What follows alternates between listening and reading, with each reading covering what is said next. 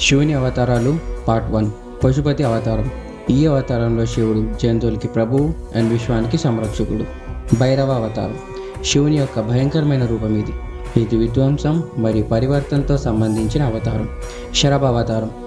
సగం మనిషి సగం పక్షి రూపంలో ఉన్న ఈ అవతారం శిక్షించే మరియు క్షమించే శివశక్తిని సూచిస్తుంది.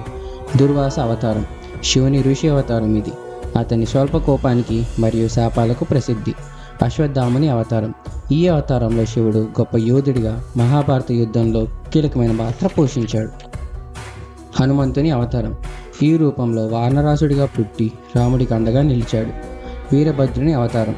శివుని యొక్క ఉగ్ర రూపంలో ఒకటైన ఈ రూపం ఆయన భార్య సతి చనిపోయినప్పుడు ధరించారు.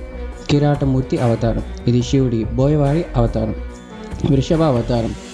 విష్ణుమూర్తి మరియు పాతాళలోక స్త్రీలకు పుట్టిన పిల్లల్ని చంపడానికి ఎద్దుగా పుట్టిన అవతారం ఇది. శివుని గురించి మరియు శివపురాణం గురించి మరిన్ని విషయాలు తెలుసుకోవడానికి స్టే ట్యూన్డ్.